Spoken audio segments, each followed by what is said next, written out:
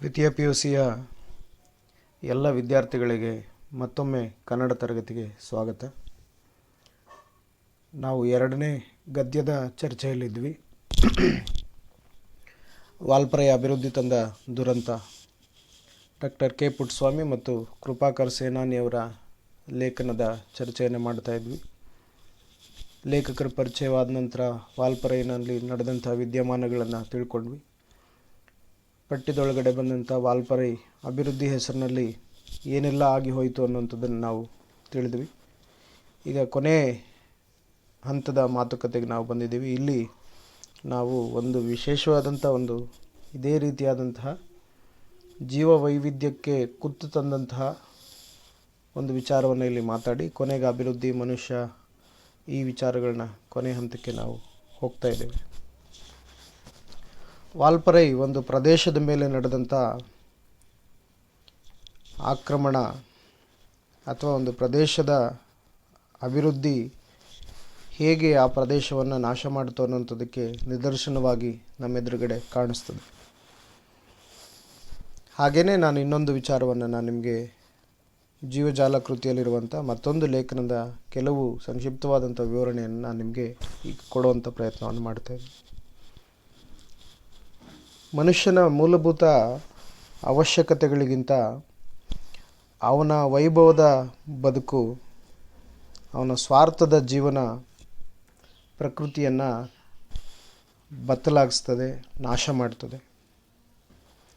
ಇಂತಹ ವೈಭವದ ಬದುಕಿಗೋಸ್ಕರ, ಸ್ವಾರ್ಥದ ಬದುಕಿಗೋಸ್ಕರ ಆತ ತನ್ನ ಸುತ್ತಲಿನ ಪರಿಸರವನ್ನು ನಾಶ ಮಾಡೋದ್ರ ಕಡೆಗೆ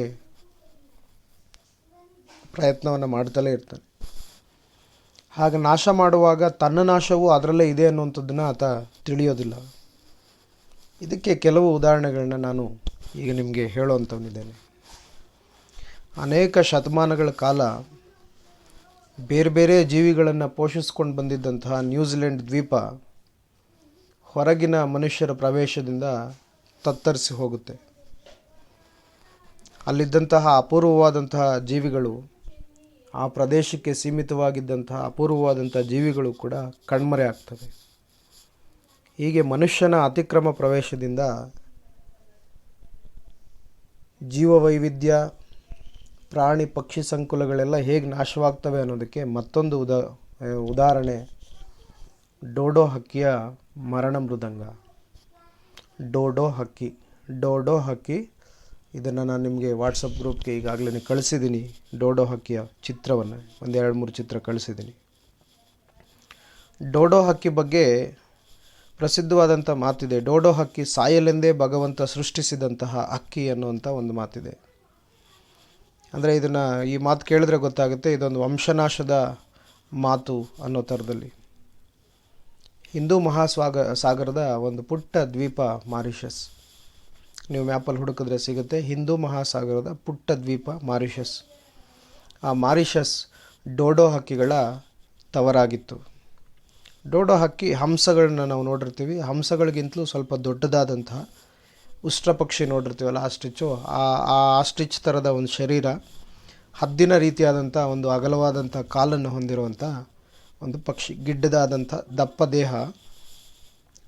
ದೇಹ, ಹಂಸದ ರೀತಿಯಲ್ಲಿ ನೋಡುವುದಕ್ಕೆ ಇರುವಂಥದ್ದು, ಕಾಲು ಹದ್ದಿನ ರೀತಿಯಲ್ಲಿರುವಂಥ ಒಂದು ಪಕ್ಷಿ. ಹದ್ದಿನ ಕಾಲು ಪಡೆದಿದ್ದಂಥ ಒಂದು ಪಾರಿವಾಳ ಕುಟುಂಬದ ಒಂದು ವಿಚಿತ್ರವಾದಂಥ ಪಕ್ಷಿ ಇದು. ಸರಾಸರಿ ಇದೊಂದು 50 ಪೌಂಡು ತೂಗ್ತಿದ್ದಂಥ ಪಕ್ಷಿಯಾಗಿದ್ದರಿಂದ ಇದಕ್ಕೆ ಹಾರಾಡೋದಕ್ಕೆ ಸಾಮರ್ಥ್ಯ ಇರಲಿಲ್ಲ ಇದಕ್ಕೆ, ಡೋಡೋ ಹಕ್ಕಿಗೆ. ಗಮನಿಸ್ತಾ ಹೋಗಿ ಏನೆಲ್ಲ ಆಯಿತು ಮಾರಿಷಸ್ನಲ್ಲಿ ಅಂತ. 1500ರ ಸಂದರ್ಭಕ್ಕೆ ಅರಬ್ಬರು ಮೊದಲ ಬಾರಿಗೆ ಈ ದ್ವೀಪಕ್ಕೆ, ಮಾರಿಷಸ್ ದ್ವೀಪಕ್ಕೆ ಬರ್ತಾರೆ. ಆಗ ಡೋಡೋ ಹಕ್ಕಿ ಇವ್ರ ಕಣ್ಣಿಗೆ ಕಾಣಿಸೋದಿಲ್ಲ. 1558ರಲ್ಲಿ ಡಚ್ಚರು ಈ ದ್ವೀಪಕ್ಕೆ ಬರ್ತಾರೆ, ಮಾರಿಷಸ್ ದ್ವೀಪಕ್ಕೆ ಬರ್ತಾರೆ. ಇದನ್ನು ಮಾರಿಷಸ್ ಅಂತೇಳಿ ಕರೀತಾರೆ. ಈ ದ್ವೀಪವನ್ನು ಮಾರಿಷಸ್ ಅಂತ ಕರೀತಾರೆ. ದುರದೃಷ್ಟವಶಾತ್ ಏನಂತ ಹೇಳಿದ್ರೆ, ಡೋಡೋ ಹಕ್ಕಿಗಳು ಈ ಡಚ್ಚರ ಕಣ್ಣಿಗೆ ಬೀಳ್ತವೆ. ಅಲ್ಲಿಂದ ಈ ಹಕ್ಕಿಗಳ ಅವನತಿ ಆರಂಭವಾಗ್ತದೆ. 1644ರಲ್ಲಿ ಡಚ್ಚರು ಈ ದ್ವೀಪವನ್ನು ಆಕ್ರಮಿಸ್ಕೊಂಡ್ರು, ಮಾರಿಷಸ್ ದ್ವೀಪವನ್ನು ಆಕ್ರಮಿಸ್ಕೊಂಡ್ರು. ಅಲ್ಲಿ ಕಾರಾಗೃಹಗಳನ್ನು ತೆರೆಯೋದಕ್ಕೆ ಅಂಥೇಳಿ ನಿತ್ಯ ಹರಿದ್ವರ್ಣ ಕಾಡುಗಳನ್ನು ಕಡಿದ್ರು. ಹೊಸ ರೀತಿಯಲ್ಲಿ ಆ ಕಾಡಿನಲ್ಲಿ ಆಗ್ತಾ ಇದ್ದಂತಹ ಆ ಚಟುವಟಿಕೆಗಳನ್ನು ನೋಡ್ತಾ ಇದ್ದಂಥ ಡೋಡೋ ಹಕ್ಕಿಗಳು ಕಾಡಿನಿಂದ ಹೊರಗಡೆ ಬರೋದಕ್ಕೆ ಆರಂಭ ಮಾಡಿದ್ವು. ಈ ಡಚ್ಚರ್ ಬಂದೂಕು ಹಿಡಿದ್ರು. ನೋಡೋದಕ್ಕೆ ವಿಶೇಷವಾಗಿದ್ದಂತಹ ಡೋಡೋ ಹಕ್ಕಿಗಳು ಕೂಡ ಅವರ ಬಂದೂಕಿಗೆ ಆಹುತಿ ಆಗ್ತಾ ಹೋದವು. ಆ ಡೋಡೋ ಹಕ್ಕಿಗಳನ್ನ ಬೇಯಿಸಿ ತಿಂತಾರೆ ಡಚ್ಚರು. ಅವರ ಭಾಷೆಯಲ್ಲಿ ಅದನ್ನು ವಾಲ್ಡ್ ಓಶೆಲ್ ಅಂಥೇಳಿ ಕರೀತಾರೆ. ವಾಲ್ಡ್ ಓಶೆಲ್ ಅಂತ ಅಂದರೆ ಅಸಹ್ಯ ಅಕ್ಕಿ ಅಂತ. ಡೋಡೋ ಹಕ್ಕಿಯ ಮಾಂಸ ಹೊಲಸು ರುಚಿ ಇದ್ದಿದ್ದರಿಂದ, ಅಂದರೆ ಅಷ್ಟು ಚೆನ್ನಾಗಿಲ್ಲದೆ ಇದ್ದಿದ್ದರಿಂದ ಅದನ್ನು ಹಾಗೆ ಕರೀತಾ ಹೋದರು. ಆದರೆ ಸೈನಿಕರಿಗೆ ಆ ದ್ವೀಪದಲ್ಲಿ ಸುಲಭವಾಗಿ ಸಿಗ್ತಾ ಇದ್ದಂಥ ಹಕ್ಕಿ ಇದೊಂದೇ ಆಗಿತ್ತು. ಆದ್ದರಿಂದ ಅವರು ಅದನ್ನು ಕೊಲ್ಲುತ್ತಲೇ ಹೋದರು. ಡೆಡಾರ್ಸ್ ಅಂಥೇಳಿ ಅದನ್ನು ಕರೀತಾರೆ. ಇಂಗ್ಲೀಷ್ನಲ್ಲಿ ಡೆಡಾರ್ಸ್ ಅಂಥೇಳಿ ಕರೀತಾರೆ. ಅದರ ಪೃಷ್ಠಭಾಗ ಕೆಂಪಗಿರೋ ಕಾರಣಕ್ಕೋಸ್ಕರ ಅಂಥೇಳಿ ಈ ಡೆಡಾರ್ಸ್ ಅನ್ನುವಂಥದ್ದೇ ಮುಂದಕ್ಕೆ ಡೋಡೋ ಅಂಥೇಳಿ ಕರೆಯಲ್ಪಡ್ತು. ಡಚ್ಚರ ಅವಧಿ ಮುಕ್ತಾಯವಾಯಿತು. ಅದಾದಮೇಲೆ ಮಾರಿಷಸ್ಗೆ ಪೋರ್ಚುಗೀಸರ ಆಗಮನ ಆಗುತ್ತೆ. ಮಾರಿಷಸ್ ಪೋರ್ಚುಗೀಸರ ಕೈವಶ ಆಗುತ್ತೆ.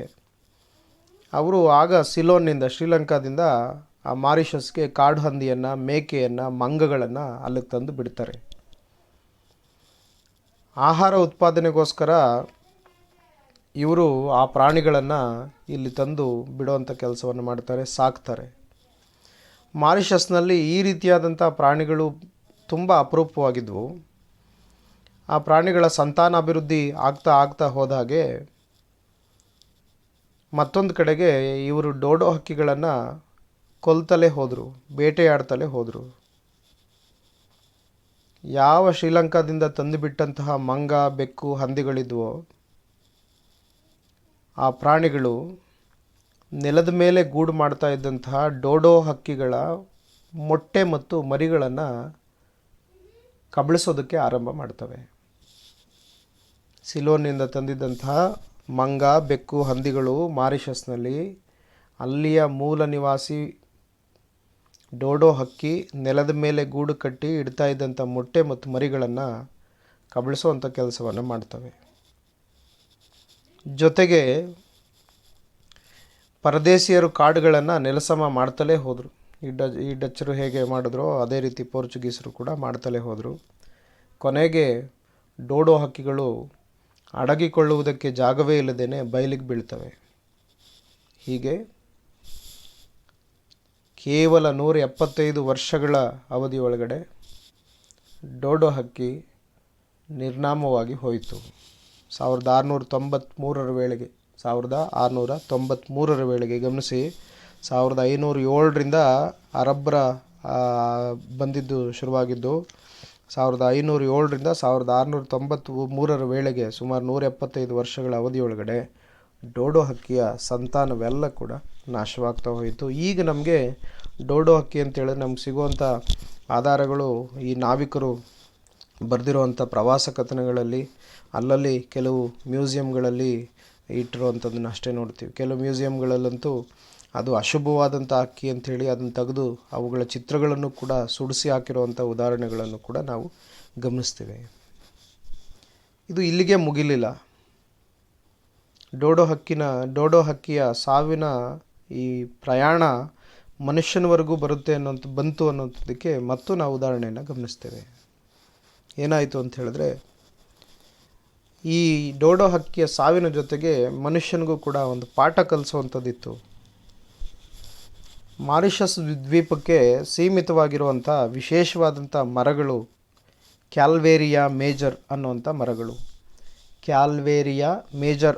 ಮರಗಳು ಮಾರಿಷಸ್ನಲ್ಲಿ ಬೆಳೀತಾ ಇದ್ದಂಥ ಮರಗಳಾಗಿದ್ದವು. ಈ ಡೋಡೋ ಹಕ್ಕಿಗಳು ನಿರ್ನಾಮ ಆಗ್ತಾ ಹೋದ ಹಾಗೆಯೇ ಈ ಮರಗಳ ಸಂಖ್ಯೆ ಕೂಡ ಇಳಿಮುಖವಾಗ್ತಾ ಹೋಯಿತು. ಈ ಬಗ್ಗೆ ಸಂಶೋಧನೆ ಮಾಡಿದಾಗ ಆಗ ಗೊತ್ತಾಯಿತು, ಮನುಷ್ಯನ ದುರಾಕ್ರಮಣಕ್ಕೆ ಪ್ರಕೃತಿ ಒಂದು ರೀತಿಯಲ್ಲಿ ಕೊಟ್ಟಂಥ ಶಾಪವೇ ಇದಾಗಿತ್ತು ಅನ್ನೋಂಥದ್ದು ಅರ್ಥವಾಯಿತು. ಏನು ನಡೀತಲ್ಲಿ ಅಂತ ಹೇಳಿದ್ರೆ, ಈ ಕ್ಯಾಲ್ವೇರಿಯಾ ಮರಗಳ ಬೀಜಗಳು ಮರದಿಂದ ಉದುರಿ ನೆಲದ ಮೇಲೆ ಬೀಳ್ತಿದ್ದವು. ಆ ಬೀಜಗಳು ದಪ್ಪ ಹೊರಕವಚವನ್ನು ಹೊಂದಿರ್ತಿದ್ವು. ಅಂದರೆ ಬೀಜದ ಸುತ್ತಲೂ ದಪ್ಪ ಹೊರಕವಚ ಇರ್ತಿತ್ತು.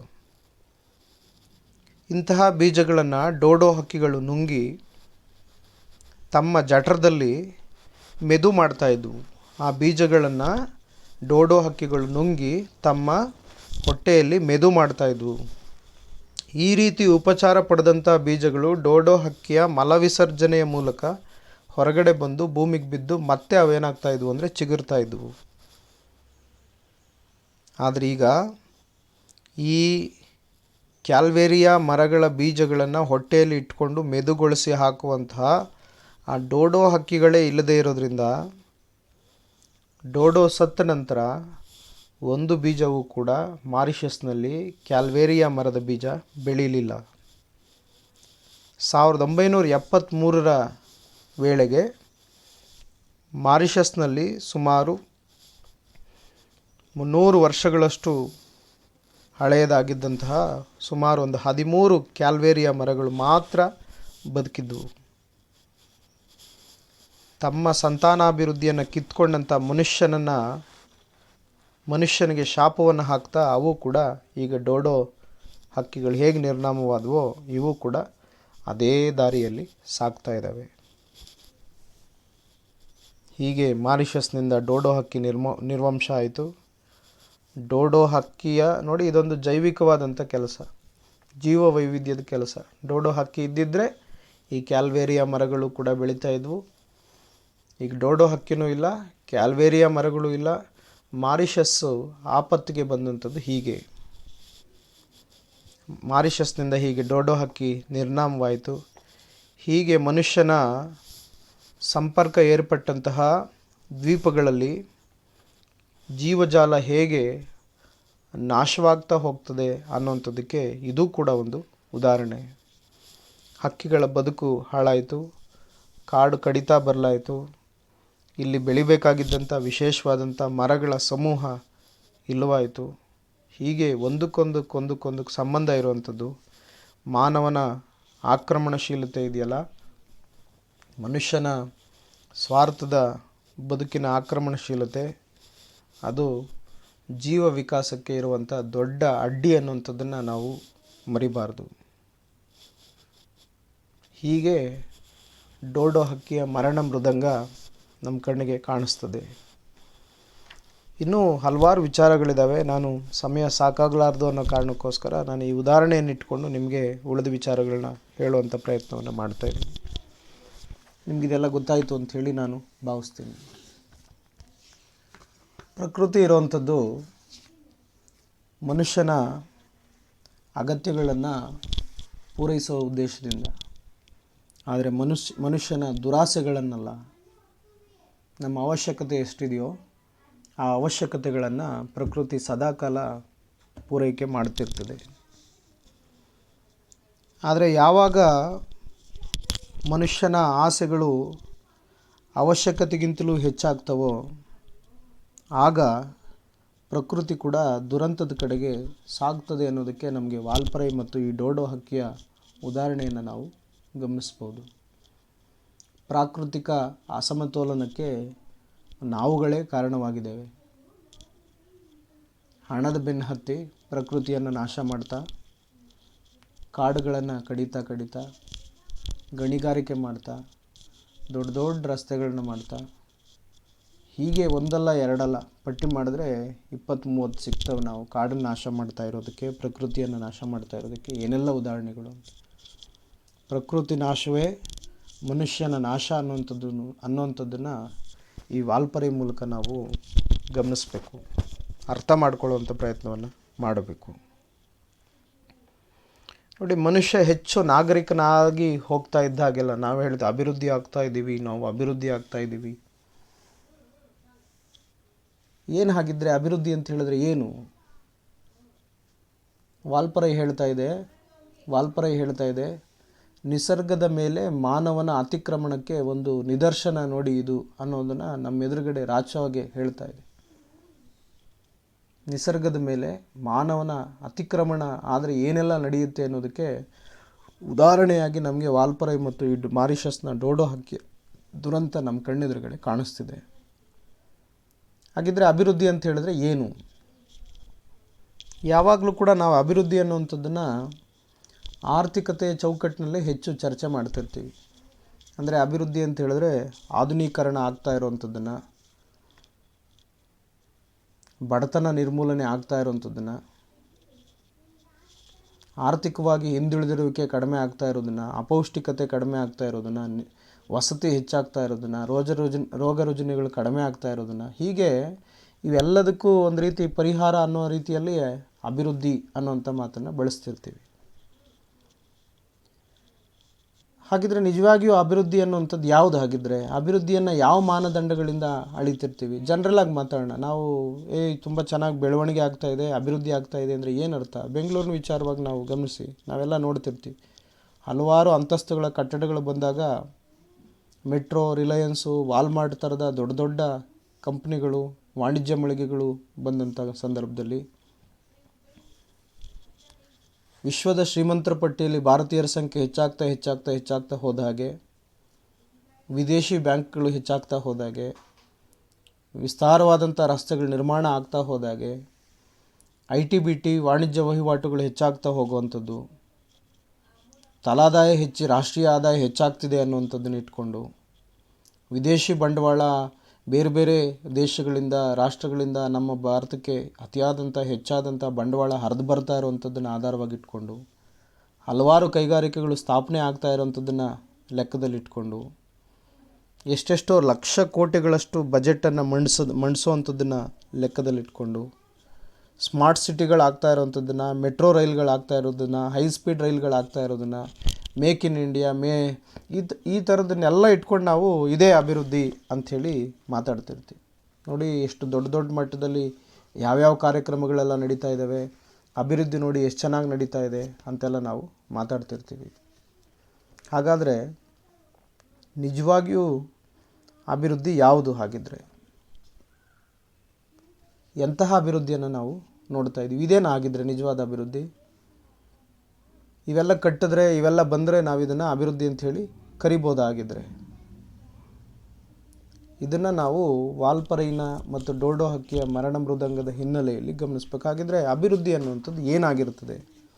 ಹಾಗಿದ್ರೆ ಇದಲ್ವಾ ಅಭಿವೃದ್ಧಿ? ಇನ್ಯಾವುದು ಹಾಗಿದ್ರೆ ಅಭಿವೃದ್ಧಿ ಅನ್ನುವಂಥದ್ದನ್ನು ನಾವು ಸೀರಿಯಸ್ ಆಗಿ ಯೋಚನೆ ಮಾಡಬೇಕಾಗಿರುವಂಥದ್ದನ್ನು ಈ ಲೇಖನ ನಮ್ಮ ಮುಂದೆ ಪ್ರಸ್ತಾಪ ಮಾಡ್ತಾ ಹೋಗ್ತದೆ.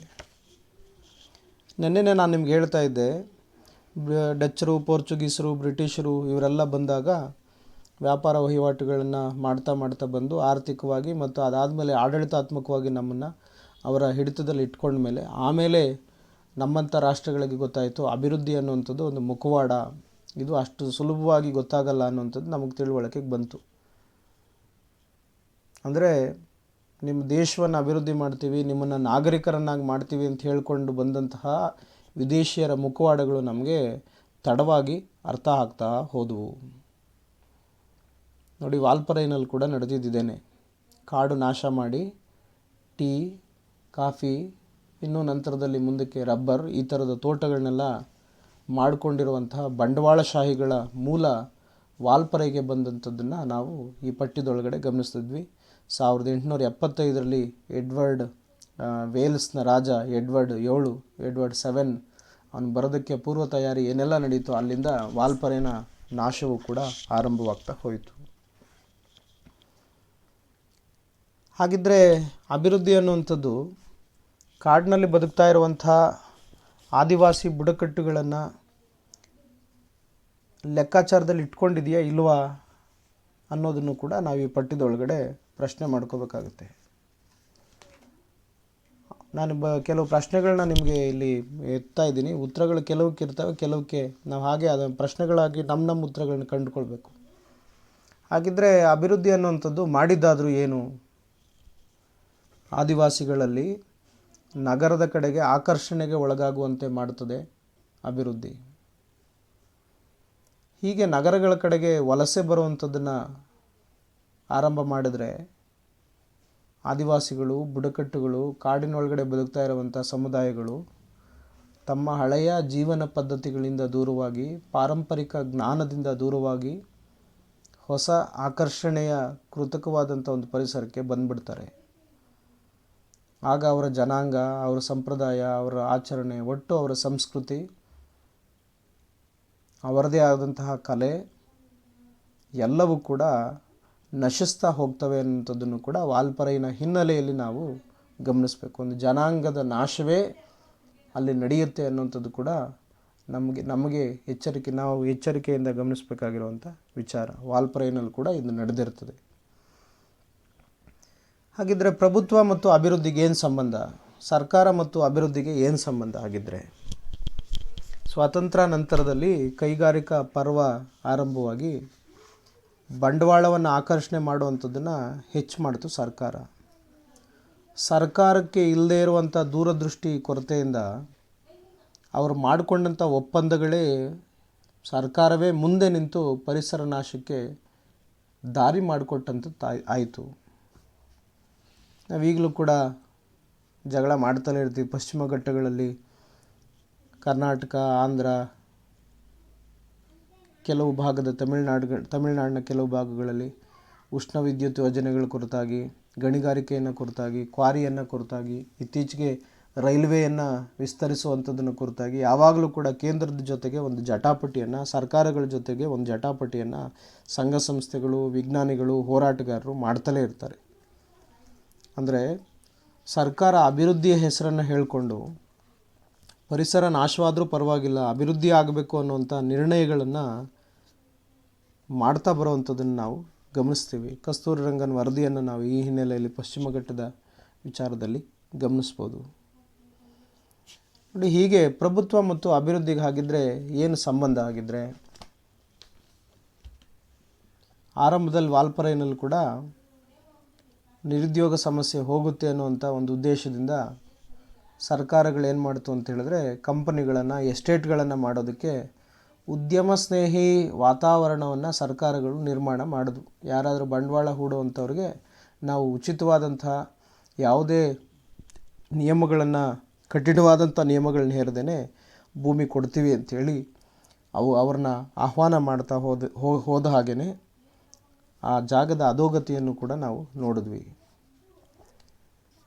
ಇದು ಜಾಗತೀಕರಣದ ಸಂದರ್ಭದಲ್ಲೂ ಕೂಡ ಇದು ಇನ್ನೂ ಚೆನ್ನಾಗಾಯಿತು. 1991 ನಂತರದಲ್ಲಿ ಕೂಡ ಇದು ಚೆನ್ನಾಗಿ ಆಗ್ತಾ ಹೋಯಿತು. ನೋಡಿ ಏನೆಲ್ಲ ನಡೆಯುತ್ತದೆ, ಒಂದಕ್ಕೊಂದು ಸಂಬಂಧ ಹೆಂಗಿರುತ್ತದೆ ಅನ್ನೋಂಥದ್ದಕ್ಕೆ.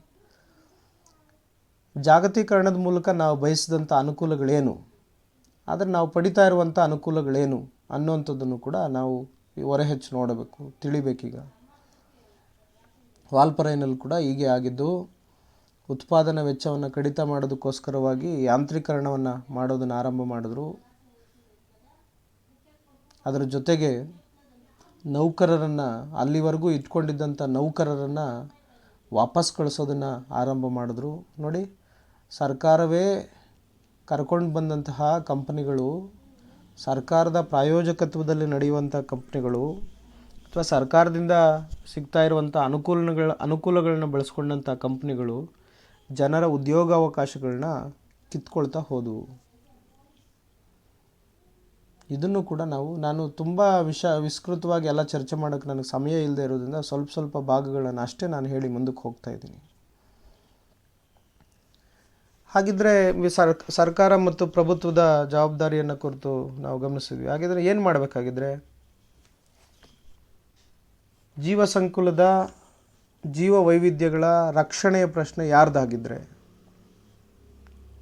ಜೀವ ಸಂಕುಲದ ಜೀವ ವೈವಿಧ್ಯಗಳ ರಕ್ಷಣೆಯ ಪ್ರಶ್ನೆ ಯಾರ್ದು? ಇಂಪಾರ್ಟೆಂಟ್ ಪ್ರಶ್ನೆ. ನಾನು ನಿಮ್ಮ ಜೊತೆಲಿ ಹಂಚ್ಕೊಳ್ತಾ ಇರೋವಂಥದ್ದು. ಮನುಷ್ಯನ ನಾಗರಿಕತೆಯ ಉನ್ನತಿ, ವಿಜ್ಞಾನ ತಂತ್ರಜ್ಞಾನಗಳಲ್ಲಿ ಆತ ಸಾಧಿಸಿದಂತಹ ಒಂದು ಸಿದ್ಧಿ ಒಂದು ರೀತಿ ಅಳತೆಗೋಲ್ ಥರ ಇಟ್ಕೊಂಡ್ಬಿಟ್ಟಿದ್ದೀವಿ ನಾವು ಮಂಗಳಯಾನ ಮಾಡಿದ್ರೆ ನಮ್ಮ ಭಾರತದ ಕೀರ್ತಿ ಪತಾಕೆ ಹಾರಿಸ್ಬಿಟ್ವಿ. ಇದು ನಾನು ಒಂದೇ ಉದಾಹರಣೆಯನ್ನು ತೊಗೊಂಡು, ಈ ಥರದ ಎಷ್ಟೊಂದು ನಡೀತಿರ್ತವೆ. ನೋಡಿ, ನಮ್ಮ ಭಾರತ ಎಷ್ಟು ದೊಡ್ಡದು, ಅಲ್ಲಿ ಯಾವುದೋ ಅಣುಬಾಂಬ್ ಹಾಕ್ಬಿಟ್ರೆ ನಮ್ಮ ಹತ್ರ ಎಷ್ಟು ಶಕ್ತಿಶಾಲಿ ಇದೆ, ಅದ್ಯಾವುದೋ ರಫೇಲ್ಗಳನ್ನು ಒಂದಷ್ಟನ್ನು ತೊಗೊಂಡ್ಬಿಟ್ರೆ ನೋಡಿದ್ರೆ ಎಷ್ಟು ಜೋರಾಗಿದ್ದೀವಿ ನಾವು. ಅದರಿಂದ ಆದಂಥ ಪರಿಣಾಮಗಳೇನು? ಹಾಗಿದ್ದರೆ ಏನೆಲ್ಲ ಆಗ್ತಾ ಹೋಯಿತು. ಮನುಷ್ಯ ಹೆಚ್ಚು ನಾಗರಿಕನಾಗಿ ಹೋಗ್ತಾ ಇದ್ದ ಹಾಗೆಲ್ಲ ಅವನ ಪ್ರಕೃತಿ ನಾಶವಾಗ್ತಾ ಇರುವಂಥದ್ದು, ಆ ಪ್ರಕೃತಿಯ ಜೀವಸಂಕುಲ ಜೀವ ವೈವಿಧ್ಯಗಳು ರಕ್ಷಣೆ ಇಲ್ಲದೇ ತೊಂದರೆಗೆ ಒಳಗಾಗ್ತಾ ಇರುವಂಥದ್ದನ್ನು ನಾವು ನೋಡ್ಬೋದು. ಸ್ವಲ್ಪ ಗಮನಿಸಿ, ನಾವು ಪ್ರಶ್ನೆ ಮಾಡ್ಕೊಳ್ಳೋಣ. ಜೀವಸಂಕುಲ ಜೀವ ವೈವಿಧ್ಯಗಳ ರಕ್ಷಣೆಯ ಪ್ರಶ್ನೆ ಯಾರದು? ಹಾಗಿದ್ರೆ ಯಾರು ಮಾಡಬೇಕಾಗಿದ್ರೆ ಇದು ಯಾರಿಗೆ ಸಂಬಂಧಪಟ್ಟಿದ್ದು? ಮನುಷ್ಯನ ದುರಾಸೆಯ ಫಲ ಹೇಗಿರುತ್ತೆ ಅನ್ನುವಂಥದ್ದಕ್ಕೆ ಉದಾಹರಣೆಯಾಗಿ ನಾವು ವಾಲ್ಪರೆಯನ್ನು ನೋಡ್ಬೋದು, ಸಿಂಹಬಾಲದ ಕೋತಿಗಳನ್ನು ನೋಡ್ಬೋದು, ಕಸದ ತೊಟ್ಟಿಗಳಲ್ಲಿ ಆಹಾರ ಹುಡುಕ್ತಾ ಇರುವಂಥದ್ದನ್ನು ಗಮನಿಸಿ. ಇದೇ ಮನುಷ್ಯನ ದುರಾಸೆಯ ಫಲವಾಗಿ ಇವತ್ತು ವಿಷಲಿಂಗ್ ಥ್ರಶ್ಗಳು ಕೊಳಚೆ ನೀರನ್ನು ನಂಬಿಕೊಂಡು ಜೀವನ ಸಾಗಿಸ್ತಾ ಇರುವಂಥದ್ದನ್ನು, ಡೋಡೋ ಹಕ್ಕಿಗಳು ಪೂರ್ಣ ನಿರ್ನಾಮವೇ ಆಗೋಗಿರುವಂಥದ್ದನ್ನು ನಾವು ಗಮನಿಸ್ಬೋದು. ಹಾಗಿದ್ರೆ ಈ ರಕ್ಷಣೆ, ಜೀವಸಂಕುಲ ಜೀವ ವೈವಿಧ್ಯಗಳ ರಕ್ಷಣೆ ಸರ್ಕಾರದ್ದೇ, ಪರಿಸರ ಹೋರಾಟಗಾರರದ್ದೇ? ಅಯ್ಯೋ ನಮಗೆ ಯಾಕೆ ಬಿಡಿ ಸರ್, ವಿಜ್ಞಾನಿಗಳು ಮಾಡ್ಕೋತಾರೆ ಅಂತ ಬಿಟ್ಬಿಡ್ಬೇಕೆ? ಅಥವಾ ಪ್ರಕೃತಿಯೇ ಆ ಕೆಲಸವನ್ನು ಮಾಡಿಕೊಳ್ಳುತ್ತೆ ಅಂತ ಬಿಡುವಂಥದ್ದೇ? ಯಾರ್ದು ಹಾಗಿದ್ರೆ? ನಮ್ಮ ಪಾಲಿಂದೇ ನೋಡಿ, ಸರ್ಕಾರದ್ದೇ, ಪರಿಸರ ಹೋರಾಟಗಾರರದ್ದೇ, ವಿಜ್ಞಾನಿಗಳದ್ದೇ? ಅಥವಾ ಪ್ರಕೃತಿನೇ ಮಾಡಿಕೊಳ್ಳುತ್ತೆ ಅಂತ ಬಿಡೋದು? ಅಥವಾ ನಮ್ಮದು ಇದೆ ಸರ್ ಇದರಲ್ಲಿ ಪಾಲು, ನಾವು ಯೋಚನೆ ಮಾಡಬೇಕಾಗಿರುವಂಥದ್ದಿದೆ ಅನ್ನೋವಂಥದ್ದನ್ನು ಅರ್ಥ ಮಾಡ್ಕೊಳ್ಳುವಂಥದ್ದು? ಯಾರ್ದು ಹಾಗಿದ್ರೆ ಪಾಲು ಇದ್ರದ್ದು? ಈಗ ಕಳೆದ ಹಲವು ದಶಕಗಳಿಂದ ನಾವು ಮಾತಾಡ್ತಲೇ ಇದ್ದೀವಿ. ಕಳೆದ ಹಲವು ವರ್ಷಗಳಿಂದ ಸತತವಾಗಿ ನಾವು ಮಾತಾಡ್ತಲೇ ಇದ್ದೀವಿ. ನಮ್ಮ ಪಠ್ಯದಲ್ಲೂ ಕೂಡ ಇದನ್ನು ಲೇಖಕರು ಮಾತಾಡ್ತಾ ಹೋದರು. ಅಭಿವೃದ್ಧಿ ಅನ್ನುವಂಥದ್ದು ಯಾವ ಸ್ವರೂಪದಲ್ಲಿರಬೇಕು ಮತ್ತು ಯಾವ ಸ್ವರೂಪದಲ್ಲಿರಬೇಕು ಅಂತ ಹೇಳಿಲ್ಲ, ಅದು ಹೇಗಿದ್ದರೆ ಏನಾಗುತ್ತೆ ಅನ್ನುವಂಥದ್ದನ್ನು ಮಾತಾಡ್ತಾರೆ. ಮಾನವ ಕೇಂದ್ರೀಕೃತ ಅಭಿವೃದ್ಧಿ ಎನ್ನುವುದು ತನ್ನ ಹುಟ್ಟಿನಲ್ಲೇ ದುರಂತದ ಬೀಜಗಳನ್ನು ಅಡಗಿಸಿಕೊಂಡಿರುತ್ತದೆ. ನಾವು ಮಾತಾಡಿದ್ವಲ್ಲ, ಅದೇ ವಿಚಾರ.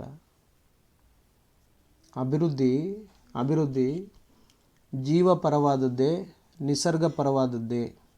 ಇಲ್ಲಿ ನಮ್ಮ ಪ್ರಶ್ನೆ ಇರುವಂಥದ್ದು, ವಾಲ್ಪರೆ ಅಭಿವೃದ್ಧಿ ತಂದ ದುರಂತದಲ್ಲಿ ನಮ್ಮ ಪ್ರಶ್ನೆ ಇರುವಂಥದ್ದು, ಅಭಿವೃದ್ಧಿ ಅನ್ನುವಂಥದ್ದು ಜೀವ ಪರವಾಗಿರುವಂಥದ್ದ, ನಿಸರ್ಗ ಪರವಾಗಿರುವಂಥದ್ದ?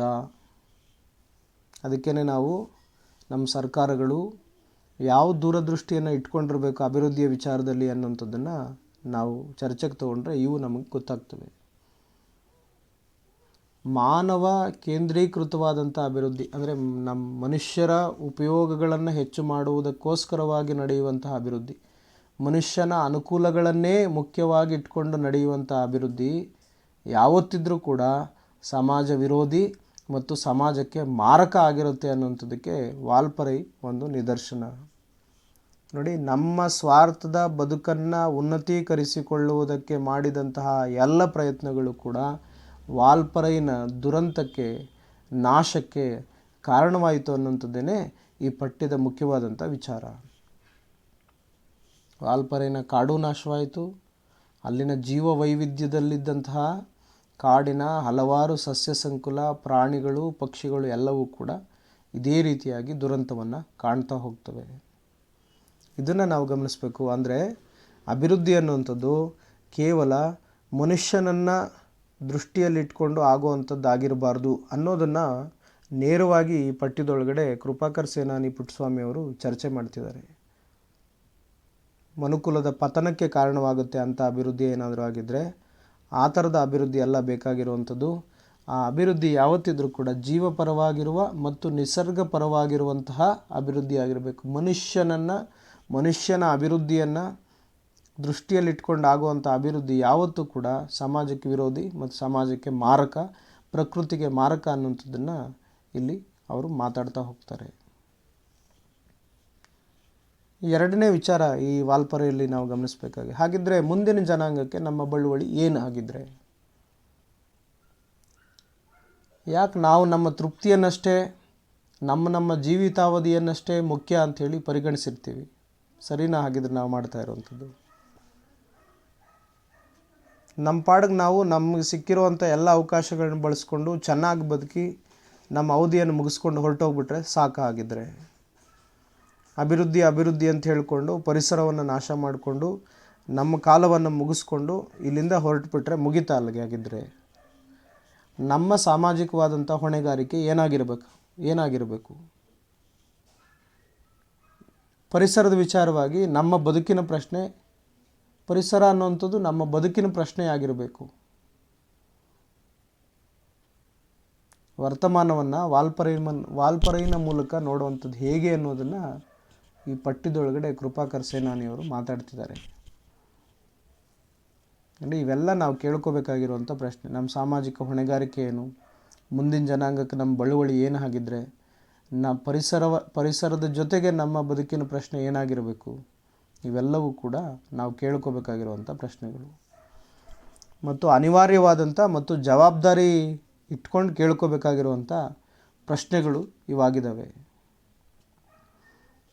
ನೋಡಿ, ಎಲ್ಲವೂ ನಾವು ಇದು ಇವತ್ತು ನಡೆದಿರುವಂಥ ಕೆಲಸವಲ್ಲ. ಮನುಷ್ಯನ ಹೊಸತನ್ನು ಶೋಧಿಸುವಂಥ ಒಂದು ಪ್ರವೃತ್ತಿ ಇದೆಯಲ್ಲ, ಅನ್ವೇಷಣಾ ಪ್ರವೃತ್ತಿ, ಅದು ತುಂಬ ಹಿಂದಿನಿಂದಲೂ ಬಂದಿರುವಂಥದ್ದು. ಪ್ರವಾಸ ಮಾಡುವಂಥದ್ದು, ಸಾಹಸ ಮಾಡುವಂಥದ್ದು, ಹೊಸ ಜಾಗಗಳನ್ನು ಹುಡುಕಾಡುವಂಥದ್ದು, ಅಲ್ಲಿ ನೆಲೆಸುವಂಥದ್ದು, ಇದು ಸಹಜವಾಗಿ ನಡೆದಿರುವಂಥದ್ದು. ನಾಗರಿಕತೆಯಲ್ಲಿ ನಾವು ಇದನ್ನು ನೋಡ್ತಾ ಬರ್ತಿದ್ದೀವಿ. ಆದರೆ ಕಾಡನ್ನು ನಾಶ ಮಾಡೋದ್ರ ಮೂಲಕ ಈ ಜಗತ್ತಿನ, ಈ ಪರಿಸರದ ಜೈವಿಕ ಜಗತ್ತಿನಲ್ಲಿ ಏರುಪೇರುಗಳಾಗುವ ಹಾಗೆ, ಆ ಏರುಪೇರುಗಳ ಮೂಲಕ ದುರಂತದ ಕಡೆಗೆ ಹೋಗುವ ಹಾಗೆ ಮಾಡುವಂಥದ್ದು ಇದೆಯಲ್ಲ, ಅದು ಮನುಷ್ಯನ ಸ್ವಾರ್ಥ.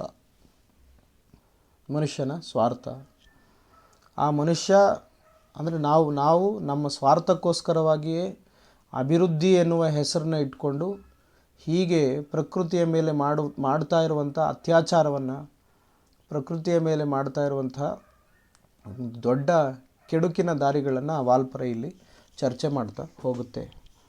ನಾವೆಲ್ಲ ಈಗ ಮಾತಾಡ್ತಲೇ ಇರ್ತೀವಿ ಯಾವಾಗಲೂ. ನೋಡಿ, ಒಂದಕ್ಕೊಂದಕ್ಕೆ ಹೆಂಗೆ ಸಂಬಂಧ ಇರುತ್ತೆ. ಅರಣ್ಯ ನಾಶವಾಯಿತು, ಪ್ರಾಣಿಗಳು ನಾಶವಾಗ್ತಾ ಹೋದವು, ಹವಾಮಾನದಲ್ಲಿ ವ್ಯತ್ಯಾಸಗಳಾಗ್ತಾ ಹೋದವು, ಬರಗಾಲಗಳಾಗ್ತಾ ಹೋಗ್ತವೆ, ಯಥೇಚ್ಛವಾದಂಥ ಮಳೆ ಸುರಿತಾ ಹೋಗ್ತವೆ, ಜಲಮೂಲಗಳ ನಾಶವಾಗ್ತಾ ಹೋಯಿತು, ಮನುಷ್ಯನಿಗೆ ಭಿನ್ನವಾದಂಥ ಕಾಯಿಲೆಗಳು ಬರ್ತಾವೆ. ಇವೆಲ್ಲ ಒಂದಕ್ಕೊಂದಕ್ಕೆ ಸಮತೋಲನದಲ್ಲಿ ಇರಬೇಕಾಗಿರುವಂಥ ಒಂದು ಸ್ಥಿತಿ. ಯಾವುದೊಂದು ಏರುಪೇರಾದರೂ ಕೂಡ ಇನ್ನೊಂದರ ಮೇಲೆ ಅದು ಪರಿಣಾಮ ಬೀರುತ್ತೆ. ನೋಡಿ, ಡೋಡೋ ಹಕ್ಕಿ ಸಾಯ್ತಾ ಹೋದಾಗೆ ಕ್ಯಾಲ್ವೇರಿಯಾ ಮರಗಳ ನಾಶ ಕೂಡ ಆಗ್ತಾ ಹೋಯಿತು. ಅಂದರೆ ಒಂದಕ್ಕೊಂದು ಸಂಬಂಧ ಇದೆ ಅನ್ನೋದನ್ನು ನಾವು ಗಮನಿಸಬೇಕು ಅನ್ನೋಂಥ ಉದ್ದೇಶಕ್ಕೆ ಇದನ್ನು ಹೇಳ್ತಾ ಇದ್ದೀನಿ. ಆದ್ದರಿಂದ ನಾವು ಮಾಡಬೇಕಾಗಿರೋದು ಏನು ಮಾಡಬೇಕಾಗಿದ್ರೆ ಬರೀ ಶಿಕ್ಷಣ, ನೀರು, ಸೂರು, ಶೌಚಾಲಯ, ಉದ್ಯೋಗ, ರೋಗಮುಕ್ತವಾದಂಥ ಸಮಾಜ, ಸಾಮಾಜಿಕವಾದಂಥ ಸಮಾನತೆ, ಆಹಾರದ ಸ್ವಾವಲಂಬನೆ ಇತ್ಯಾದಿಗಳನ್ನ ನೋಡಿಕೊಂಡು, ಅಥವಾ ಅರ್ಥಶಾಸ್ತ್ರ ಹೇಳುವಂಥ ಕ್ರೈಟೀರಿಯಾಗಳ ಮೂಲಕ ಅಭಿವೃದ್ಧಿಯನ್ನು ನಾವು ಅರ್ಥೈಸ್ತಾ ಇರ್ತೀವಲ್ಲ, ಇದಿಷ್ಟೇ ಅಲ್ಲ. ಪ್ರಕೃತಿಯನ್ನು, ಜೀವವೈವಿಧ್ಯವನ್ನು, ಜೀವ ಸಂಕುಲಗಳನ್ನು ಗಮನದಲ್ಲಿಟ್ಕೊಂಡು ಅವುಗಳ ಜೊತೆಗೆ ಈ ಶಿಕ್ಷಣ, ನೀರು, ಸೂರು, ಶೌಚಾಲಯ, ಉದ್ಯೋಗ, ರೋಗಮುಕ್ತ ಸಮಾಜ, ಸಾಮಾಜಿಕ ಸ್ವಾಸ್ಥ್ಯ, ಆಹಾರದ ಸ್ವಾವಲಂಬನೆ ಇತ್ಯಾದಿಗಳನ್ನು ಪ್ರಕೃತಿಯ ಜೊತೆಲಿ ಇಟ್ಕೊಂಡೇ ಅರ್ಥೈಸಿ ಅವುಗಳ ಮೂಲಕ ಅಭಿವೃದ್ಧಿಯನ್ನು ಅಳತೆ ಮಾಡಬೇಕಾಗಿರುವಂಥದ್ದು ಒಂದು ಪ್ರಮುಖವಾದಂಥ ದಾರಿ ಆಗಬೇಕು ನಮಗೆ. ನೋಡಿ, ಸಿಂಹಬಾಲದ ಕೋತಿಗಳು ಕೆಂಪು ಪಟ್ಟಿಯಲ್ಲಿದ್ದಾವೆ. ಅಭಿವೃದ್ಧಿಯಲ್ಲಿ ನಾವು ದಾಪುಗಾಲ ಆಗ್ತಾ ಇದ್ದೀವಿ ಅಂತ ಹೇಳ್ಕೊತಾ ಇದ್ದೀವಿ. ಹಿಂಗೆ ನಾನು ಒಂದು ಸಣ್ಣ ಉದಾಹರಣೆ ಏನು ಹೇಳ್ತಾ ಇದ್ದೀನಿ. ಈ ಥರದ ಹಲವಾರು ಸಿಗ್ತವೆ ನಮಗೆ. ಅಲ್ಲಿ ಆ ಪ್ರಾಣಿಗಳು ಕೆಂಪು ಪಟ್ಟಿಯಲ್ಲಿದ್ದಾವೆ, ನಾವೀಗ ಅಭಿವೃದ್ಧಿಯ ಉತ್ತುಂಗಕ್ಕೆ ಹೋಗ್ತಾ ಇದ್ದೀವಿ ಅಂತ ಬಡಬಡಿಸ್ತಾ ಇದ್ದೇವೆ. ಯಾವ ಅಭಿವೃದ್ಧಿ ಆಗಿದ್ದರೆ ಆಗಬೇಕಾಗಿದ್ದಂಥದ್ದು? ಯಾವ ಅಭಿವೃದ್ಧಿ ನಾವು ಮಾಡ್ತಾ ಇರೋವಂಥದ್ದು? ಯಾವ ಅಭಿವೃದ್ಧಿ ಆಗಿದ್ದರೆ? ಅದಕ್ಕೇ ಪರಿಸರ ತಾಳಿಕೊಳ್ಳುವಂತಹ ಅಭಿವೃದ್ಧಿ ಆಗಬೇಕು. ಪರಿಸರವನ್ನು ನಾಶ ಮಾಡಿ ಆಗುವಂಥ ಅಭಿವೃದ್ಧಿ ಅಲ್ಲ, ಪರಿಸರವು ತಾಳಿಕೊಳ್ಳುವಂತಹ ಅಭಿವೃದ್ಧಿ.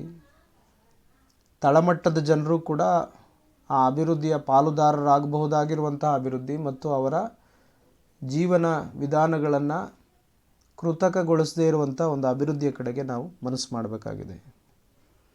ಆದ್ದರಿಂದ ಪ್ರತಿಯೊಬ್ಬರಲ್ಲೂ ಕೂಡ ಪ್ರಕೃತಿಯನ್ನು ಪ್ರೀತಿಸುವಂತಹ, ಪ್ರಕೃತಿಯನ್ನು ರಕ್ಷಿಸುವಂತಹ, ಪ್ರಕೃತಿಯ ಜೊತೆಗೆ ನಾವು ಹೊಂದಾಣಿಕೆಯನ್ನು ಮಾಡಿಕೊಂಡು ಬದುಕಬೇಕಾಗಿರುವಂಥ ಅನಿವಾರ್ಯತೆ ನಮ್ಮ ಬದುಕಿನ ವಾತಾವರಣ ತಿದ್ದುಕೊಳ್ಳುವಂಥ ಒಂದು ಅಗತ್ಯ ಇವತ್ತಿಗೆ ಇದೆ.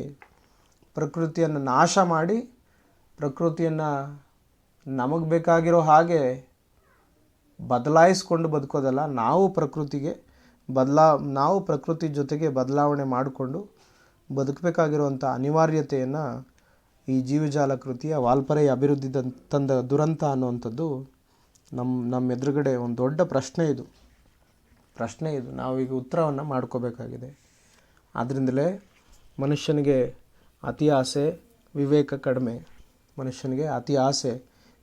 ಕಡಿಮೆ.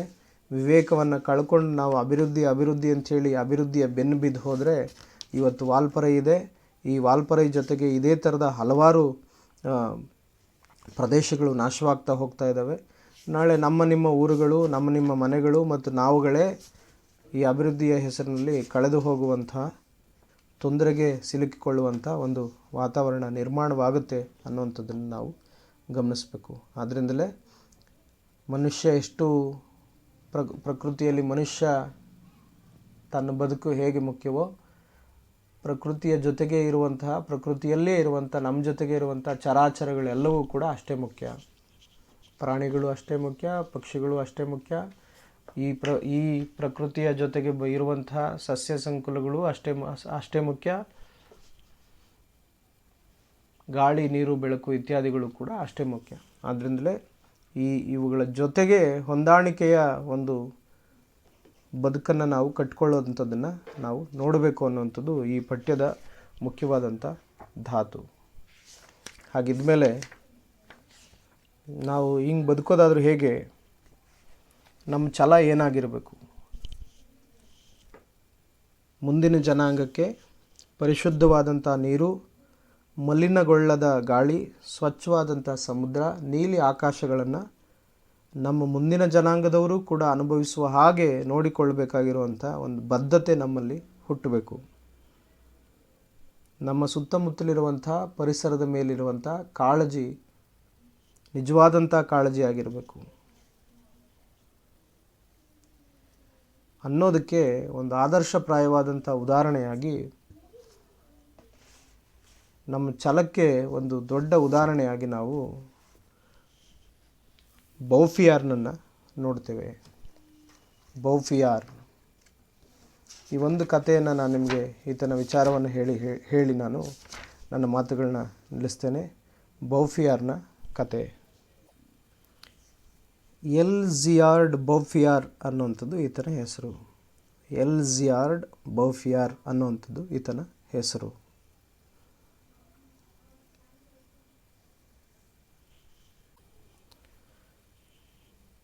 ಜನರೇ ಇಲ್ಲದೇ ಇದ್ದಂತಹ ಮರುಭೂಮಿಯ ಆಲ್ಪ್ ಪರ್ವತ ಶ್ರೇಣಿ. 8 ರಾಷ್ಟ್ರಗಳು ಈ ಪರ್ವತ ಶ್ರೇಣಿಯ ಗಡಿಯನ್ನು ಹಂಚಿಕೊಳ್ತವೆ. Australia, France, Italy, Germany, Switzerland ಮುಂತಾದಂಥ ರಾಷ್ಟ್ರಗಳು. ಈ ಆಲ್ಪ್ ಪರ್ವತ ಶ್ರೇಣಿಯಲ್ಲಿ ಎಲ್ಜಿಯಾರ್ಡ್ ಬೌಫಿಯಾರ್ ಸೃಷ್ಟಿಸಿದಂತಹ ಶತಮಾನಗಳ ಕಾಲ ನೆನಪಿಡಬೇಕಾಗಿರುವಂಥ ವಿಚಾರವನ್ನು ನಾನು ನಿಮ್ಮ ಜೊತೆಗೆ ಹಂಚಿಕೊಳ್ಳುವಂಥ ಕೆಲಸವನ್ನು ಮಾಡ್ತಾಯಿದ್ದೀನಿ. ಯುರೋಪ್ನ ರಾಷ್ಟ್ರಗಳಲ್ಲಿ ಪೈಪೋಟಿಗಳು ಶುರುವಾದ ಮೇಲೆ ಮಹಾಯುದ್ಧಗಳು ಆಗ್ತಾ ಹೋದವು. ಘೋರವಾದಂಥ ಹಿಂಸೆಯನ್ನು ಜಗತ್ತು ನೋಡ್ತಾ ಹೋಯಿತು. 19ನೇ ಶತಮಾನದ ನಂತರ ಇವೆಲ್ಲ ನಡೀತಾ ಹೋದವು. ಆದರೆ ಈ ಬೌಫಿಯಾರ್ ತನ್ನ ದೈಹಿಕ ಮತ್ತು ನೈತಿಕವಾದಂಥ ಬಲದಿಂದ ಈ ಆಲ್ಪ್ ಪರ್ವತ ಶ್ರೇಣಿಯ ಸಾವಿರಾರು ಎಕರೆ ಮರುಭೂಮಿಯನ್ನು ಕಾಡು ಮಾಡಿದಂಥವನು ಬೌಫಿಯಾರ್. ಸಾವಿರಾರು ಎಕರೆ ಮರುಭೂಮಿಯನ್ನು ಕಾಡು ಮಾಡಿದಂಥವನು ಬೌಫಿಯಾರ್. ಆಲ್ಪ್ ಪರ್ವತ ಪ್ರದೇಶ ಬಡ್ಡೆ ಮರಗಳು, ಅತ್ಯಂತ ಉದ್ದಕ್ಕೆ ಗಗನಚುಂಬಿ ಮರಗಳಿಂದ ಕೂಡಿದ್ದಂತಹ ಸಮೃದ್ಧವಾದಂಥ ಪ್ರದೇಶ. ಬಡ್ಡೆ ಮರಗಳು ಅಂದರೆ ಅಷ್ಟು ಗಟ್ಟಿಮುಟ್ಟಾದಂಥ ಮರಗಳಲ್ಲ, ಅಂತಹ ಮರಗಳು ಉದ್ದುದ್ದಕ್ಕೆ ಬೆಳೆದಿದ್ದಂಥ ಮರಗಳಿರುವಂಥ ಪ್ರದೇಶವಾಗಿತ್ತು ಆಲ್ಪ್ ಪರ್ವತ ಶ್ರೇಣಿ. ಯುರೋಪ್ನಲ್ಲಿ ಕೈಗಾರಿಕಾ ಕ್ರಾಂತಿ ನಡೆದಾಗ ಆ ಕೈಗಾರಿಕಾ ಕ್ರಾಂತಿಯ ಅಗತ್ಯಕ್ಕೆ ಬೇಕಾದಂಥ ಇದ್ದಿಲನ್ನು ಪೂರೈಕೆ ಮಾಡಿಕೊಳ್ಳೋದಕ್ಕೆ ಅಂಥೇಳಿ ಫ್ರೆಂಚ್ ಸರ್ಕಾರ ಆಲ್ಪ್ ಪರ್ವತ ಪ್ರದೇಶದ ಆ ಭಾಗದಲ್ಲಿ ಇದ್ದಿಲನ್ನು ಸುಡೋದಕ್ಕೆ ಜನರನ್ನು ಪ್ರೇರೇಪಿಸುತ್ತೆ. ಇದ್ದಿಲು ಸುಡೋದು ಅಂತ ಹೇಳಿದ್ರೆ ಮರಗಳನ್ನ ಕಡಿದು ಕಟ್ಟಿಗೆಗಳನ್ನಾಗಿ ಮಾಡಿ ಅವುಗಳನ್ನ ಸುಟ್ಟು ಆ ಇದ್ದಿಲನ್ನು ತೊಗೊಂಡು ಹೋಗಿ ಕೈಗಾರಿಕೆಗಳಲ್ಲಿ ಬಳಸೋದಕ್ಕೆ ಬೇಕಾಗಿರೋ ಹಾಗೆ ಮಾಡಿಕೊಳ್ಳುವಂಥದ್ದು. ಇದ್ದಿಲು ಸುಡೋವಂಥದ್ದು ಲಾಭದಾಯಕವಾದಂಥ ಕೆಲಸ ಅಂತೇಳಿ ಗೊತ್ತಾದಾಗ ಇಡೀ ಆಲ್ಪ್ ಪರ್ವತ ಪ್ರದೇಶ, ಆ ಪರ್ವತ ಪ್ರದೇಶದಲ್ಲಿರುವಂಥ ಮರಗಳನ್ನು ಕಡಿದು ಅದನ್ನು ಮರುಭೂಮಿಯನ್ನಾಗಿ ಮಾಡಲಾಯಿತು. ಅಲ್ಲಿವರೆಗೂ ಇದ್ದಂತಹ ಗಾಳಿ ಬಿಸಿ ಗಾಳಿ ಆಯಿತು, ನೀರು ಇಂಗಿ ಹೋಯಿತು, ನೆಲ ಹತ್ತಿ ಉರಿಯೋ ರೀತಿಯ ಬಿಸಿಗೆ ಬಂದ್ಬಿಡುತ್ತೆ. ಇದರಿಂದ ಇಡೀ ಆಲ್ಪ್ನ ವರ್ಗನ್ಸ್ ಅನ್ನುವಂಥ ಪ್ರದೇಶದಲ್ಲಿ ಮನುಷ್ಯರು ಬದುಕೋದಕ್ಕೆ ಸಾಧ್ಯವಾಗಲಿಲ್ಲ. ವಿನಾಕಾರಣ ಜಗಳಗಳು ಸೃಷ್ಟಿಯಾಗ್ತಾ ಹೋದವು. ಆ ವರ್ಗನ್ಸ್ ಪ್ರದೇಶದಲ್ಲಿ ಜನ ಕೊಲೆ ಸುಲಿಗೆ ಲೂಟಿಗೆ ಇಳಿದ್ರು. ಇದ್ರಲ್ಲಿ ಸುಡೋದು ಮಾರೋದು ಲಾಭ ಬರುವಂಥದ್ದು ಹಿಂಗೆ ನಡೀತಾ ಹೋಗ್ತಾ ಇತ್ತು. ಕೊಲೆ ಸುಲಿಗೆ ಲೂಟಿಗಳಾಗ್ತಾ ಹೋದವು. 50,000ಕ್ಕೂ ಅಧಿಕವಾಗಿದ್ದಂತಹ ಆ ಭಾಗದ ಜನ ಅದೇನು ಸನ್ನಿ ಹಿಡಿತೋ ಅವ್ರಿಗೆ ಗೊತ್ತಿಲ್ಲ, ಹಿಂಸೆಗೆ ಬಿದ್ದರು, ಗಲಾಟೆಗಳಾಗ್ತಾ ಹೋದವು. ಈ ಗಲಾಟೆಯಲ್ಲಿಯೇ ತನ್ನ ಮಗ ಹಾಗೂ ಹೆಂಡತಿಯನ್ನು ಕಳ್ಕೊಂಡಂಥವನು ಬೌಫಿಯಾರ್. ವರ್ಗನ್ಸ್ ಪ್ರದೇಶದ ಜನ ಜಗಳಗಂಟರಾಗಿ ಅಶಾಂತಿ ತುಂಬಿರುವಂಥ ಆ ಪ್ರದೇಶದಲ್ಲಿ ಗಾಳಿ ನೀರು ಸಿಗುವಂಥ ದಿಕ್ಕು ಹಿಡ್ಕೊಂಡು, ಈಗ ಮರಗಳಿಲ್ಲ, ಎಲ್ಲ ಕಡಿದು ಎಲ್ಲ ಹಾಳು ಮಾಡಿ ಇಟ್ಟಿದ್ದಾರೆ. ಬಿಸಿ ಗಾಳಿ, ನೀರು ಹಿಂಗೋಗಿದೆ. ಜನ ಎಲ್ಲ ಏನು ಮಾಡ್ತಾರೆ ಅಂತ ಹೇಳಿದ್ರೆ ದಿಕ್ಕು ತೋಚದೇನೆ ಗುಳೆ ಹೊರಡ್ತಾರೆ, ನೀರಿನ ಜಾಗಗಳನ್ನು ಹುಡುಕೊಡ್ತಾರೆ. ಹೋಗಲು ದಿಕ್ಕು ತೋಚದೇ ಇರುವಂಥ ಈ ಬೌಫಿಯಾರ್ ತನ್ನೂರಿನ ತನ್ನ ಮಗನ ಹೆಂಡತಿಯ ನೆನಪುಗಳಿಂದ ಬಿಡಿಸ್ಕೊಳ್ಳೋಕ್ಕಾಗ್ದೇ ಅಲ್ಲೇ ಉಳಿತಾನೆ. ಆ ವರ್ಗನ್ಸ್ ಪ್ರದೇಶದಲ್ಲೇ, ಆ ಆಲ್ಪ್ನ ವರ್ಗನ್ಸ್ ಪ್ರದೇಶದಲ್ಲೇ ಉಳಿಯುವಂಥವನು ಬೌಫಿಯಾರ್. ಆ ಗಲಾಟೆಯಲ್ಲಿ ಮಗ ಮತ್ತು ಹೆಂಡತಿಯನ್ನು ಕಳ್ಕೊಂಡಿರ್ತಾನೆ. ಆದರೆ ಅವ್ರ ನೆನಪುಗಳಿಗೋಸ್ಕರ, ತನ್ನ ಬದುಕಿನ ನೆನಪುಗಳಿಗೋಸ್ಕರ ಆತ ಅಲ್ಲೇ ಉಳಿತಾನೆ. ಏಕಾಂಗಿಯಾಗಿ ಇದ್ದಂತಹ ಬೌಫಿಯಾರ್ನ ಸುತ್ತ ಆಗ ಇದ್ದದ್ದು ಅವನ ಏಕೈಕವಾದಂಥ ಆಸ್ತಿ ಏನು ಅಂತ ಹೇಳಿದ್ರೆ, ಅವನ ಸಂಗಾತಿಗಳು ಆಗಿದ್ದಂಥವು ಯಾವುದು ಅಂತ ಹೇಳಿದ್ರೆ 11 ಕುರಿಗಳು ಮಾತ್ರ. ಅವನ ಹತ್ರ ಇದ್ದಂಥ ಅಸ್ತ್ರ ಯಾವುದು ಅಂತ ಹೇಳಿದ್ರೆ ಒಂದೇ ಒಂದು ಅಸ್ತ್ರ, ಆ ಕುರಿಗಳನ್ನು ಕಾಯೋದಕ್ಕೆ ಬಳಸ್ತಾ ಇದ್ದಂಥ ಕೋಲು. ಬೌಫಿಯಾರ್ ಮಾಡೋದಕ್ಕೆ ಬೇರೆ ಯಾವ ಕೆಲಸ ಕೂಡ ಅಲ್ಲಿ ಇರಲಿಲ್ಲ.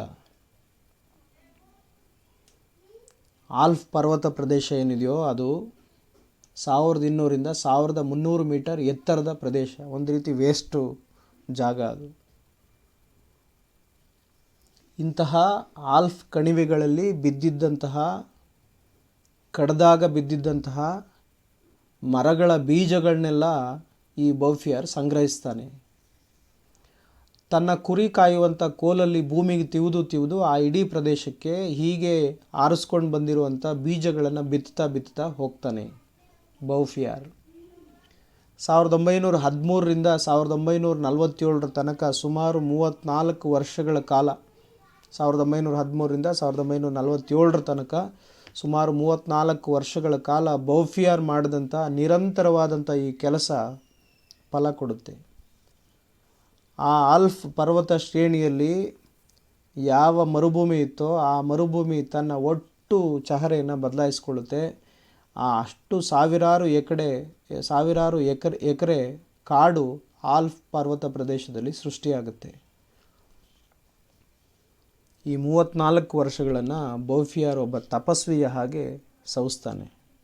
ಮಾತಾಡೋದಕ್ಕೆ ಜನ ಇಲ್ಲ, ಮಾತು ಮರೆತುಕೊಂಡ, ಮಹಾಮೌನಿಯಾಗಿದ್ದ.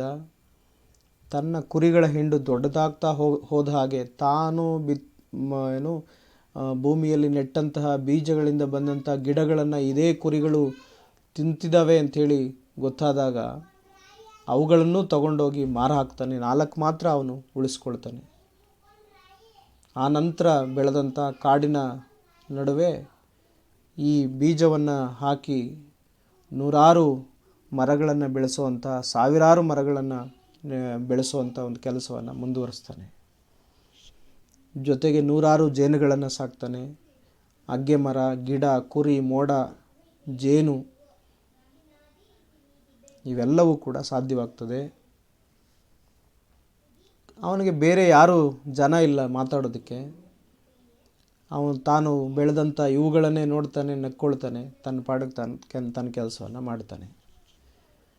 ಈಗ ಆಲ್ಪ್ ಪರ್ವತ ಶ್ರೇಣಿಯ ಮೇಲೆ ಮೋಡಗಳು ಕಟ್ತವೆ, ಕಣಿವೆಗಳಲ್ಲಿ ನೀರು ಹರಿಯುತ್ತೆ. ಗುಳೆ ಹೋಗಿದ್ದವರಲ್ಲಿ 10,000ದಷ್ಟು ಜನ ಮತ್ತೆ ತಮ್ಮ ಹಳ್ಳಿಗಳಿಗೆ ವಾಪಸ್ ಬರ್ತಾರೆ. ಇದು ಬೌಫಿಯಾರ್ ಮಾಡಿದಂಥ ಕೆಲಸ. 1935ರಲ್ಲಿ ಇವನು ಆಲ್ಪ್ ಪರ್ವತ ಪ್ರದೇಶದ ಅಂಚಿನ ಭಾಗದ ಬಯಲಲ್ಲಿ ತನ್ನ ಕೆಲಸವನ್ನು ನಡೆಸ್ತಾ ಇರಬೇಕಾದ್ರೆ ಫ್ರೆಂಚ್ ಸರ್ಕಾರ ಎರಡನೇ ಮಹಾಯುದ್ಧದ ಸಂದರ್ಭದಲ್ಲಿ ಕಾರುಗಳು ಗ್ಯಾಸೋಜಿನ್ಗಳಿಂದ ನಡೀತಿರ್ತವೆ. ಆವತ್ತಿದ್ದಂಥ ಕಾರುಗಳು ಗ್ಯಾಸೋಜಿನ್ಗಳಿಂದ ನಡೀತಿರ್ತವೆ. ಆ ಕಾರುಗಳ ಜನ್ರೇಟರ್ಗಳಿಗೆ ನಿರಂತರವಾಗಿ ಮರದ ತುಂಡುಗಳನ್ನ ಹಾಕಬೇಕಾಗಿರ್ತದೆ ಉರಿಯೋದಕ್ಕೆ. ಅರ್ಥವಾಯಿತು ಅಂತ ಅನಿಸುತ್ತೆ. 1935ರಲ್ಲಿ ಆಲ್ಪ್ ಅಂಚಿನ ಭಾಗದಲ್ಲಿ ಈತ ಬೌಫಿಯಾರ್ ಇರ್ತಾನೆ. ಇದೇ ಸಂದರ್ಭದಲ್ಲೇ ಫ್ರೆಂಚ್ ಸರ್ಕಾರ ಎರಡನೇ ಮಹಾಯುದ್ಧದಲ್ಲಿ ಪಾಲ್ಗೊಳ್ಳುವಂಥ ಸಂದರ್ಭದಲ್ಲಿ ಕಾರುಗಳ ಜನ್ರೇಟರ್ಗಳಿಗೆ ಮರದ ತುಂಡುಗಳನ್ನ ಹಾಕಿದಾಗ ಅವುಗಳು ಉರಿದು ಕಾರುಗಳು ಮುಂದಕ್ಕೆ ಸಾಗುವಂಥದ್ದು ಇತ್ಯಾದಿಗಳಿಗೆ ಸಹಾಯಕವಾಗ್ತಿತ್ತು. ಫ್ರೆಂಚ್ ಸರ್ಕಾರ ಒಂದು ವರದಿ ತರಿಸ್ಕೊಳ್ಳುತ್ತೆ. ಆಲ್ಪ್ ಪರ್ವತ ಶ್ರೇಣಿಯಲ್ಲಿ ಬೆಳೆದಂಥ ಮರಗಳು ಅವುಗಳನ್ನ ಕಡಿದು ಜನ್ರೇಟರ್ಗಳಿಗೆ ಬೇಕಾಗಿರುವಂಥ ತುಂಡುಗಳನ್ನು ಮಾಡಿಕೊಳ್ಳುವಂಥದ್ದಕ್ಕೆ ಪ್ಲ್ಯಾನ್ ಮಾಡುತ್ತೆ. ಸರ್ಕಾರ ಅಲ್ಲಿಗೆ ಗರಗಸಗಳ ಸಮೇತ ಕೂಲಿ ಆಳುಗಳನ್ನ ಕಳಿಸ್ಕೊಡುತ್ತೆ. ಬೌಫಿಯಾರ್ನ ಶ್ರದ್ಧೆ, ವರ್ಗನ್ಸ್ ಪ್ರದೇಶದ ಆ ಜನರ ಹಣೆ ಬರಹ ಅಥವಾ ಆಲ್ಪ್ ಪರ್ವತ ಪ್ರದೇಶಗಳ ಅದೃಷ್ಟ ಚೆನ್ನಾಗಿತ್ತೋ ಏನೋ. ಈ ಆಲ್ಪ್ ಪರ್ವತ ಪ್ರದೇಶದಲ್ಲಿ ಮರಗಳನ್ನು ಕಡಿದರೂ ಆ ಮರದ ದಿಮ್ಮಿಗಳನ್ನು ರೈಲು ಹಳಿಗಳಿಗೆ ಆಲ್ಪ್ ಪ್ರದೇಶದಿಂದ ರೈಲು ಹಳಿಗಳಿಗೆ ಸಾಗಿಸುವಂಥದ್ದು ತುಂಬ ದೂರ, ಅದು ತುಂಬ ದುಬಾರಿ ಆಗುತ್ತೆ ಅನ್ನುವಂಥ ಕಾರಣಕ್ಕೋಸ್ಕರ ಫ್ರೆಂಚ್ ಸರ್ಕಾರ ಯುದ್ಧ ಕಾಲದಲ್ಲಿ ಅಷ್ಟು ಹಣವನ್ನು ಖರ್ಚು ಮಾಡಿ ಈ ಕೆಲಸ ಮಾಡುವಂಥದ್ದು ದುಬಾರಿ, ಆರ್ಥಿಕವಾಗಿ ನಷ್ಟ ಆಗುತ್ತೆ ಅಂಥೇಳಿ ಆ ಪ್ಲಾನನ್ನು ನಿಲ್ಲಿಸ್ಬಿಡುತ್ತೆ. ಒಂದು ವೇಳೆ ಫ್ರೆಂಚ್ ಸರ್ಕಾರ ಈ ಕೆಲಸವನ್ನು ಮಾಡಿದರೆ ಬೌಫಿಯಾರ್ನ 34 ವರ್ಷಗಳ ತಪಸ್ಸಿನ ಆ ಕಾಡೇನಿತ್ತೋ ಅದು ಕೂಡ ನಿರ್ನಾಮವಾಗ್ತಾ ಇತ್ತು. ಇನ್ನೊಂದು ಕಡೆಗೆ ಬೌಫಿಯಾರು ಬೀಜ ನೆಡುವಂಥದ್ದು, ಜೇನು ಮಾಡುವಂಥದ್ದು, ಕುರಿ ಸಾಕುವಂಥದ್ದು, ಮಹಾಮೌನಿಯಾಗಿ ತನ್ನ ಕೆಲಸ ಮಾಡ್ತಲೇ ಇದ್ದ. ಬೌಫಿಯಾರ್ಗೆ ಇದು ಯಾವುದೂ ಕೂಡ ಗೊತ್ತಿರಲಿಲ್ಲ. ಮನುಷ್ಯ ತನ್ನ ವಿನಾಶಕಾರಿ ಚಟುವಟಿಕೆಗಳನ್ನ ಬಿಟ್ಟರಷ್ಟೇ ಈ ಪ್ರಕೃತಿ ಜೊತೆಗೆ ಬದುಕೋಕ್ಕೆ ಸಾಧ್ಯ ಅನ್ನೋದಕ್ಕೆ ಬೌಫಿಯಾರ್ ಒಂದು ಉದಾಹರಣೆಯಾಗಿ ನಮಗೆ ಸಿಗ್ತಾನೆ. ತನ್ನ ಹೆಂಡತಿ ಮತ್ತು ಮಗನನ್ನು ಕಳ್ಕೊಂಡು ಎಲ್ಲರೂ ಹೋದ ಹಾಗೆ ಗುಳೆ ಹೋಗಿದ್ದಿದ್ರೆ ಆಲ್ಪ್ ಪರ್ವತ ಪ್ರದೇಶ ಮರುಭೂಮಿಯಾಗಿಯೇ ಉಳಿದು ಹೋಗ್ತಿತ್ತು.